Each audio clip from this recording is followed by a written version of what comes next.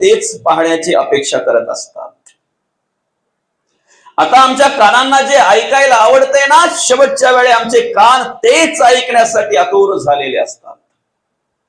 आता जे आमच्या मुखातून जे काही निघत असेल, जे काही आम्ही बोलत असू ना, तेच तेच तेच आमच्या मुखातून शेवटच्या वेळेला निघत असते, बोलत असतोय आम्ही.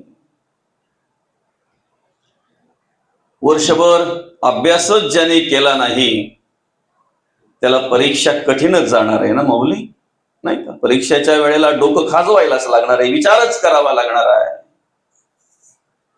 आयुष्यभर ज्याने कधी परमार्थ केला नाही, भक्ती केली नाही, देवाचं नामस्मरण केलं नाही, त्याच्याकडून जाताना भगवंताच्या नामस्मरणाची अपेक्षा करावी का?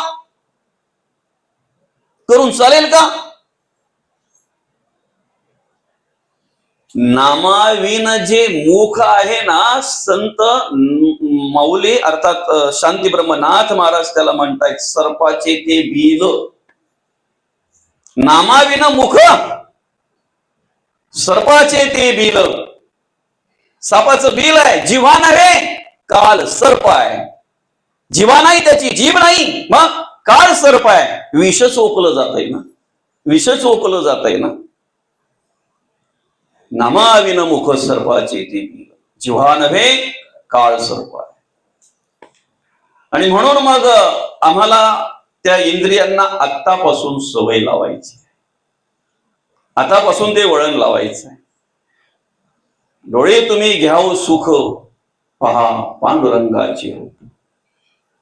कानाला सांगायचं ऐकावं तुम्ही कान पांडुरंगाचे गुणगान घे घे वाचे गोड नाम विठोबाचे. मना तेथे धाव घेई रहा विठ्ठलाचे पाय. कर्म ही इंद्रियाधीन आहेत, इंद्रिय ही मनाधीन आहेत. ते मन ज्याच्या संगतीला असेल ना, ज्याच्या जोडीला असेल ना, त्या पद्धतीने कार्य करत असतं, त्या पद्धतीने कार्य करत असतं.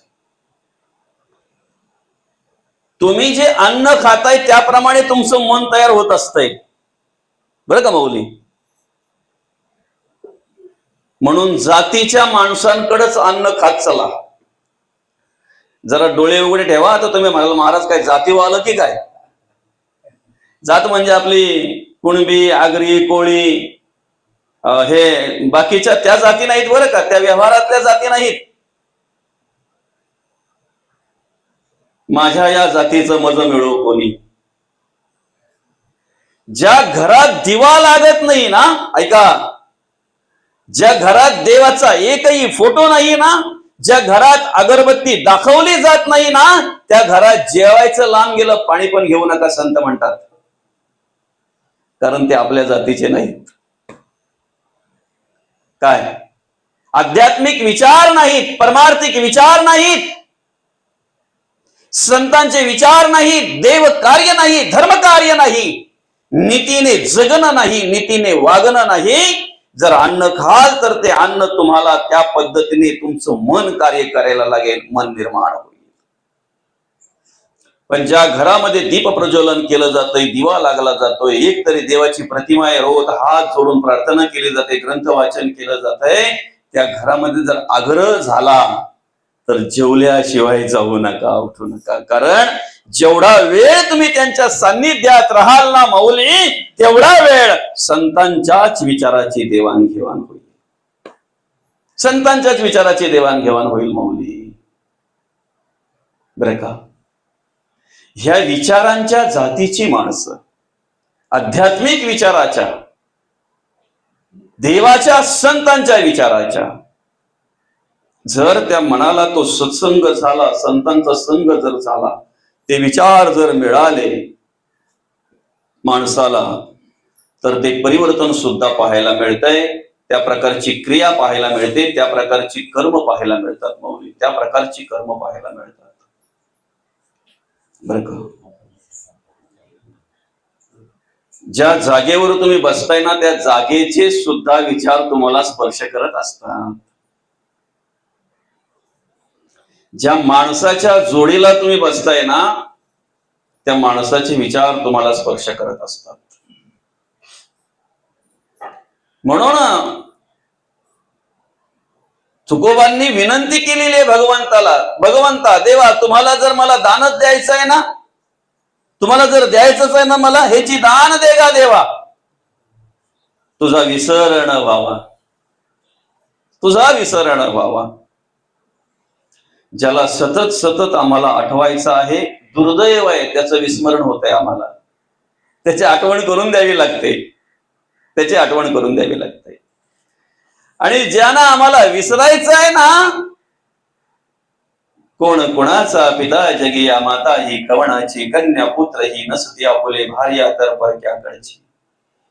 बंधू भगिनी सगळे सोयरे आप्त इष्ट संपत्तीची, कोणी नसे या जगी आपुले धरी कास तू धर्माची. काय नको नको मना गुंतू माया जाळी, विसरायची आहे, देहबुद्धी विसरायची आहे. आम्ही देवाचा विचार अधिक करतो का देहाचा विचार अधिक करतो? काय जो देवाचा विचार करतो तो प्रवचनात घड्याळाकडे कधीच पाहणार नाही, मला पाहावं लागणार आहे पण बरं का.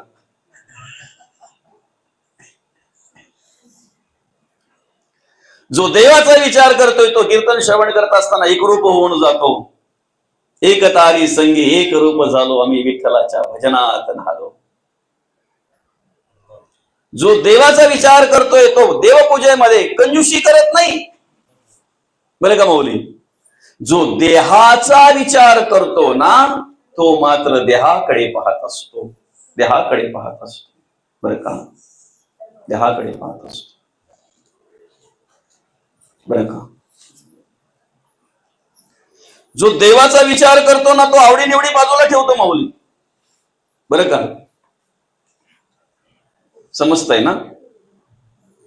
जो देवाचा विचार करतो ना, देवाचा, जेवाचा नाही हो का, जो देवाचा विचार करतोय तो आवडीनिवडी बाजूला ठेवतोय. जो देहाचा विचार करतो ना, जेवाचा विचार करतो. दोन प्रकार आहेत माणसाचे, काही खाण्यासाठी जगतात, काही जगण्यासाठी खातात. घरात आल्याबरोबर आवाज देतात जेवायला वाढा, ताट पुढ्यात आल्याबरोबर दोन्ही हात जोडतात, काय देवाचं स्मरण करतात. वदनी कवळ घेता नाम घ्या श्रीहरीचे, सहज हवन होते नाम घेता भोगाचे. जीवन करी जीवित व अन्न ही पूर्ण ब्रह्म, उदर भरण नो हे जाणीचे यज्ञ कर्म. दोन्ही हात जोडून जे अन्न ग्रहण करतात त्याला म्हणतात जगण्यासाठी खातात.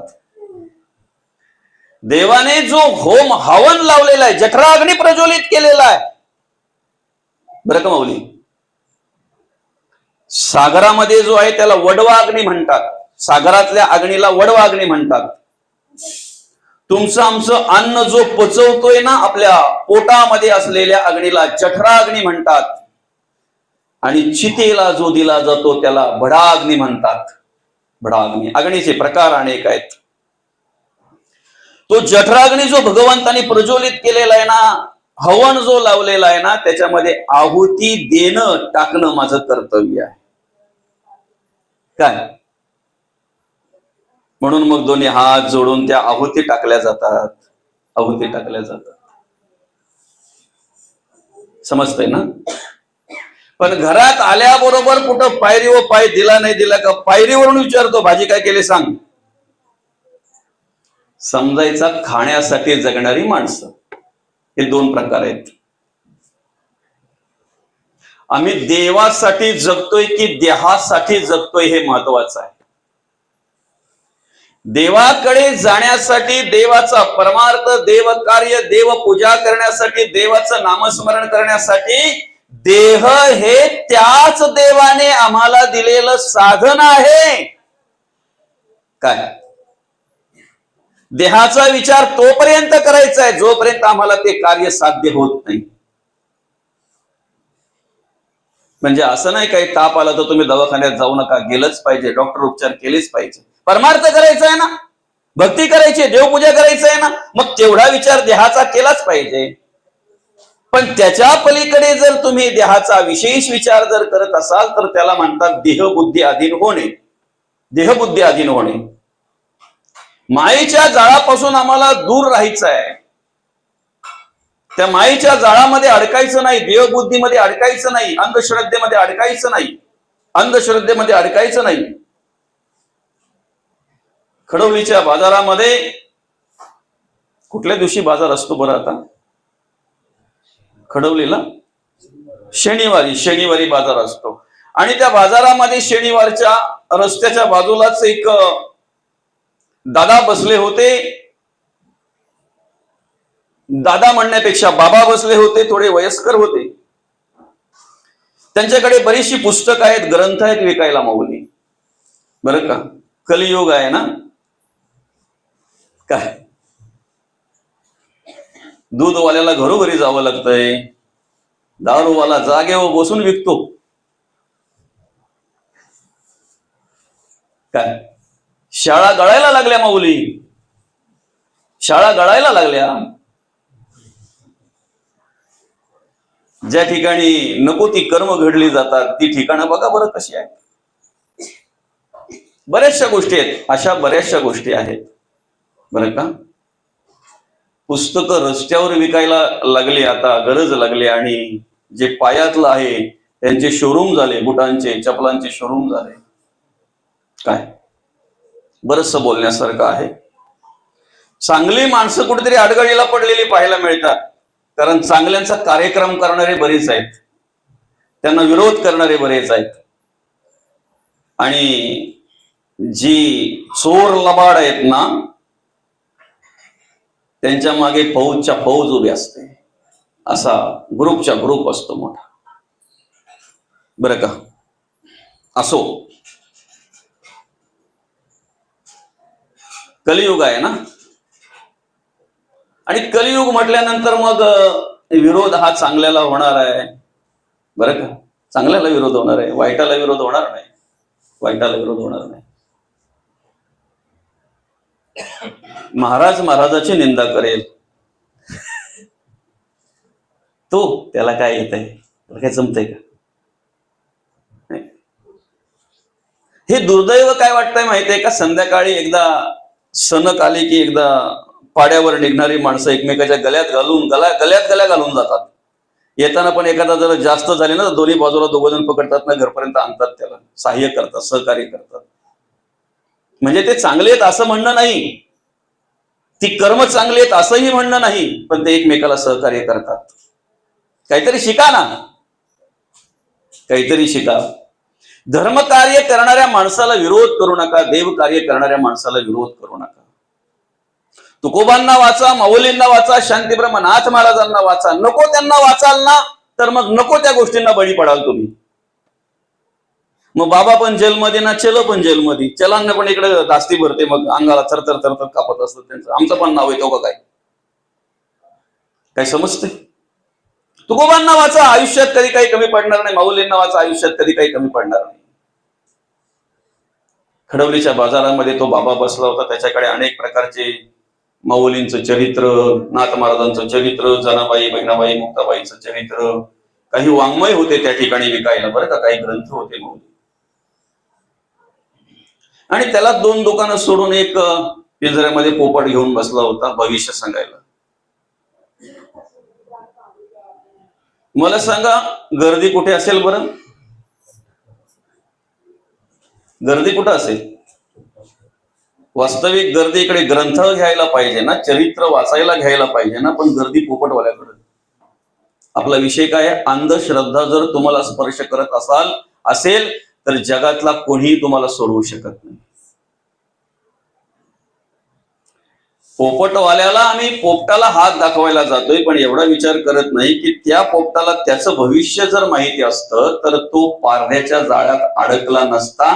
ज्याचं स्वतःचं भविष्य स्वतःला माहिती नाही, त्याला जर आम्ही हात दाखवत असो तर आमची बुद्धी काय काम करते, काय कार्य करते, याचा विचार आम्ही करायला पाहिजे. आमच्या बुद्धीची कीव येते आमच्या बुद्धीची. अंधश्रद्धा जर आम्हाला स्पर्श करत असेल, अज्ञान जर आम्हाला स्पर्श करत असेल, माऊली, देहबुद्धी मायाधीन जर आम्ही होत असो तर आम्हाला कोणीही सोडवू शकत नाही. संतांशिवाय कोणीही सोडवू शकत नाही, कितीही प्रयत्न करा. मला सांगा, माणूस आज हल्ली स्वतः मुले जास्त दुःखी आहे का दुसऱ्याकडे पाहून जास्त दुःखी आहे? काल घरातून निघताना आनंदी होती मस्त, कारण नवी साडी घातली होती, सगळे अलंकार परिधान केले होते, मस्त की तयारी केली होती. ताई खरंय की खोट आहे? पण जेव्हा त्या 10 बायांच्यात गेल्यानंतर 2 बाया हिच्यापेक्षा भारी बघितल्या ना, मोठ्या अगदी गंठणी घातलेल्या, तेव्हा हिचं जर असं मूड ऑफ झालं. खरंय की खोट आहे? जोपर्यंत आम्ही आमच्या नादात आहोत ना, तोपर्यंत आम्ही आनंदी आहोत माऊली. दुसऱ्यांकडे बघितलं की दुःख प्राप्त होत आहे, पोटात दुखायला लागतंय. दवाखान्यात नेला, पोटात दुखतंय, एक्सरे केला, सोनोग्राफी केली, MRI केला, सिटी स्कॅन केला, अख्खा मशीन मध्ये टाकलं, पण कुठं काय होतंय ते काय दिसत नाही. शेवटी ज्या डॉक्टरांकडे ट्रीटमेंट चालू आहे, उपचार चालू आहेत, त्या डॉक्टरांनी विचारलं, नक्की तुमच्या पोटात दुखतंय तरी कधी? तेव्हा त्यांनी सांगितलं, शेजारी 4 चाकी गाडी ज्या दिवशी आली त्यांचा पेढा खाल्ल्यापासून पोटात दुखायला लागलंय. काय समजतंय? पेढ्यात जादू नाही, त्या गाडीमध्ये आणि यांच्या दृष्टीमध्ये जादू आहे.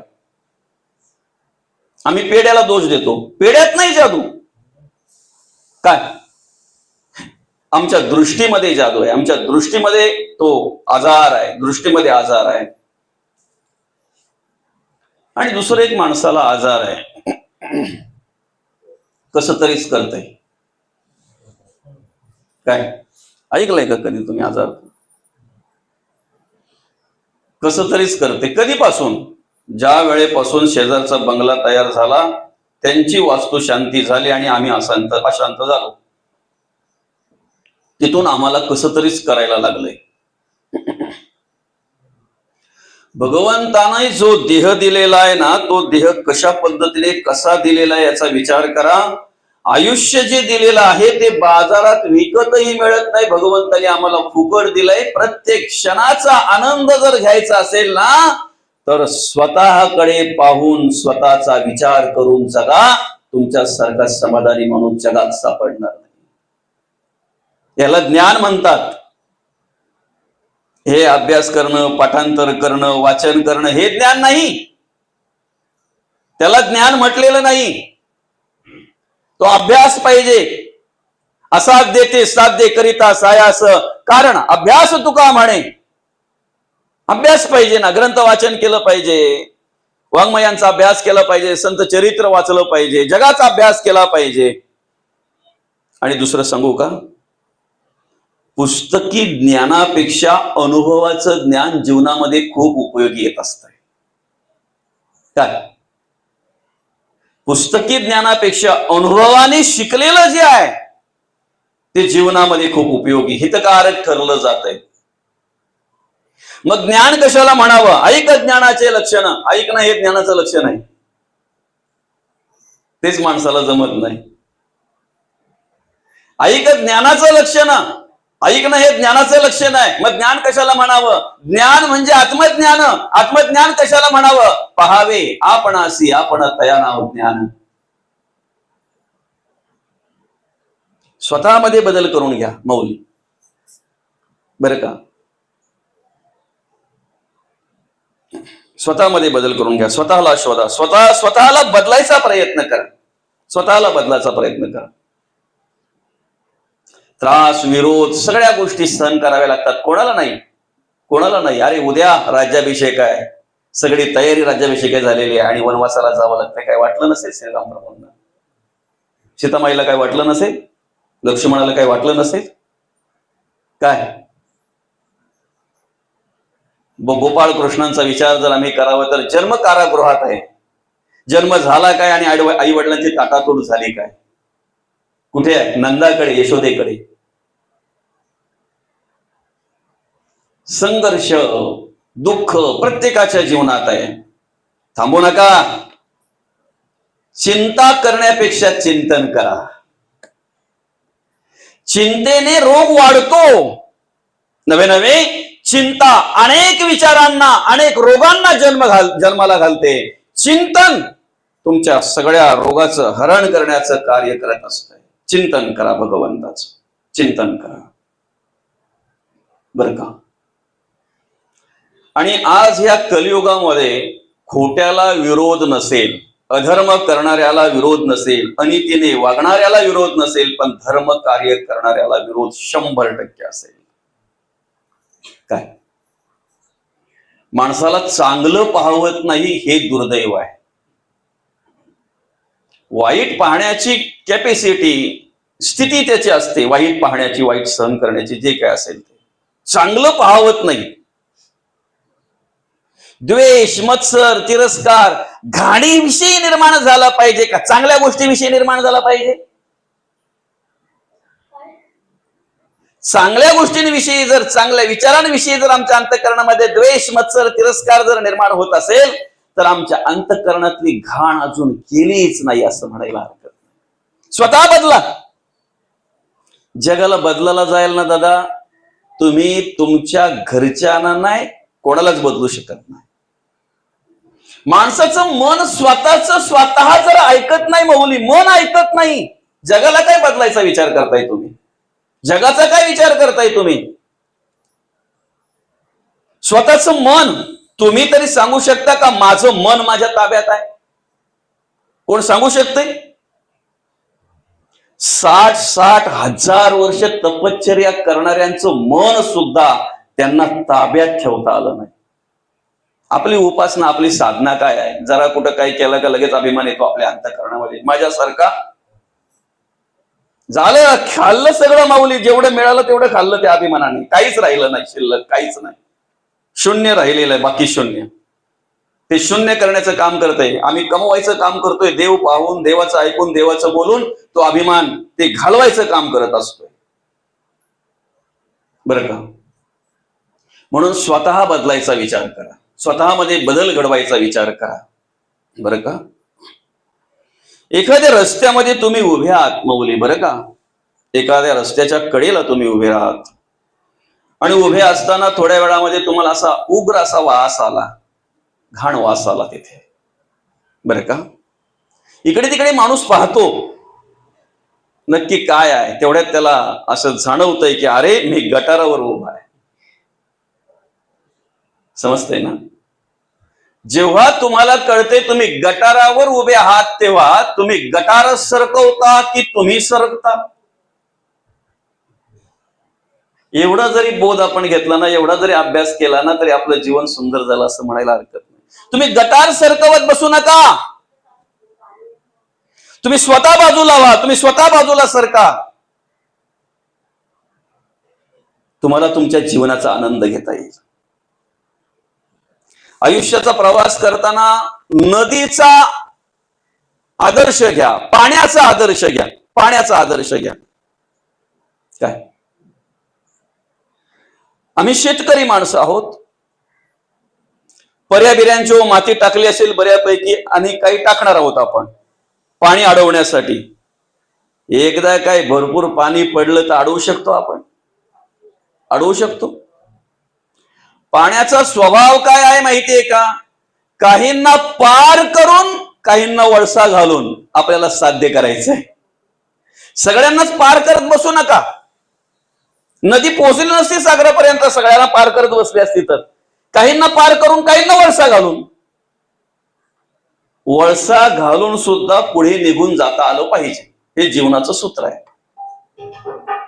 पुन्हा एकदा सांगतो हा, तुम्हाला जर वाईट कर्म करायचे असतील तर त्यासाठी काही करावं लागत नाही, बरं का?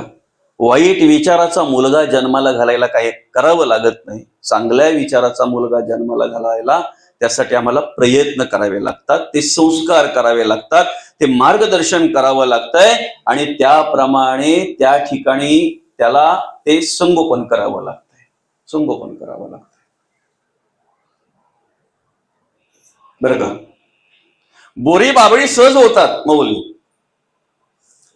बांधावर काटेरी झाडं निघावी नाहीत प्रामाणिकपणे वाटते, पण निघाल्याशिवाय राहत नाही. जर आम्ही एखादा चांगल्या प्रतीचा आंबा जर लावला ना, तर त्याचं संगोपन आम्हाला करावं लागतं. त्याला वेळेवर फवारणी करावी लागते, फवारणी करावी लागते वेळेवर, त्याला खत पाणी वेळेवर घालावं लागतंय. तरी सुद्धा बघा, मागे एक आंबा जवळजवळ डोकीपेक्षा मोठा झाला माझ्या घराजवळ माऊली, चांगला आंबा. आता असं वाटलं की ह्या वर्षी फळं लागतील त्याला. माऊली, परिस्थिती अशी झाली, की आम्ही वरून खत घालतोय, पाणी घालतोय, फवारणी करतोय, आंबा आपोआप सुकत गेला, आपोआप सुकत गेला. जेव्हा पूर्ण सुकला ना तेव्हा कळलं की त्या आंब्याला खालून घुशीने खाल्ला होता, त्याची मुलंच निकोशी केली ना. फरक फक्त एवढाच आहे, घुशींवर नियंत्रण करण्यासाठी औषध आहे. उंदरांचं औषध बाजारात मिळतंय, मुंग्यांची पावडर बाजारात मिळते, झुरळांचं औषध बाजारात मिळतंय. तुम्हाला काम, क्रोध, लोभ, मद, मत्सर, दंभ, संशय, चिंता, असूया, अद्वया, भावना, कल्पना, इष्णा, वासना, आष्टा, ममता, तृष्णा आतून पोखरतात. या आतून पोखरतात, तुम्हाला आतून निकोशी करून टाकतात. तुम्हाला कुठली पावडर आहे, कुठलं औषध आहे आणि कुठलं काय आहे, कुठली फवारणी केली पाहिजे, कुठली फवारणी केली पाहिजे, त्याच्यावर काय फवारणी केली तर त्याच्यावर नियंत्रण करता येईल. मौली काय फवारणी केली तर नियंत्रण करता येईल. आणि ते काय एकच आहे का? काम मगर मिठी सुटेना, तिरस्कार लागता तुटेना, मद मत्सर ओहटेना, भुली पडली. तुम्ही जर बळ असेल, तुमच्याकडे ताकद असेल, शक्ती असेल ना, तर बाहेरच्या मगरीच्या मिठीतून कदाचित तुम्ही सुटू शकता. पण कामाची मगरमिठी अशी आहे की जो दशग्रंथी ब्राह्मण होता, जो लंका सोन्याची होती, जो दशानन होता, त्याला त्या मगरीच्या मिठीतून सुटता आलं नाही सुटता आलं.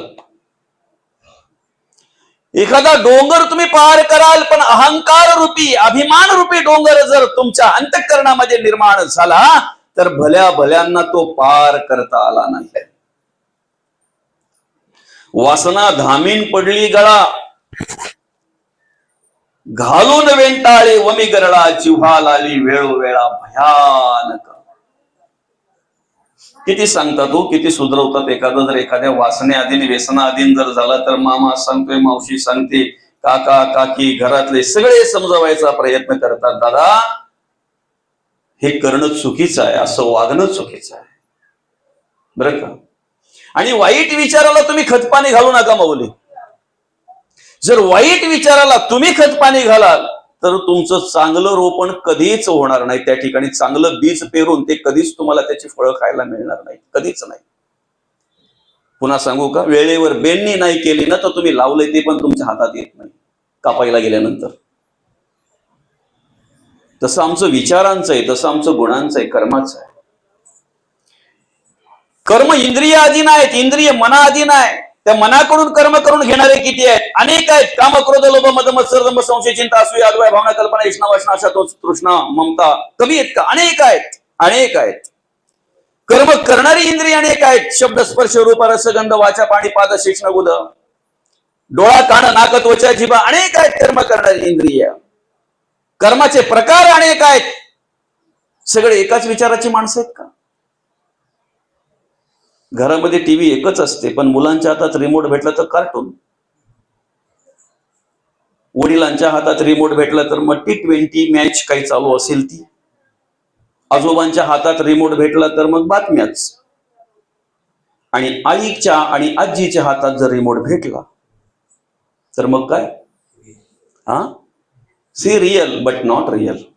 नाव काय? सिरियल. रियल आहे? खरं आहे ते नाही.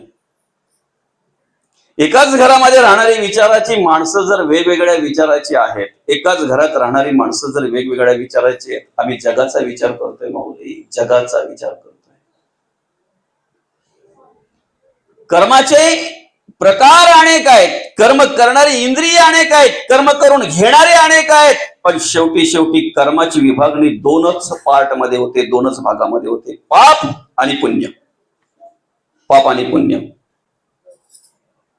मरणोत्तरच्या प्रवासामध्ये कुठली बॅग आम्हाला बरोबर घेऊन जायचं हे आमच्या हातात आहे. काय?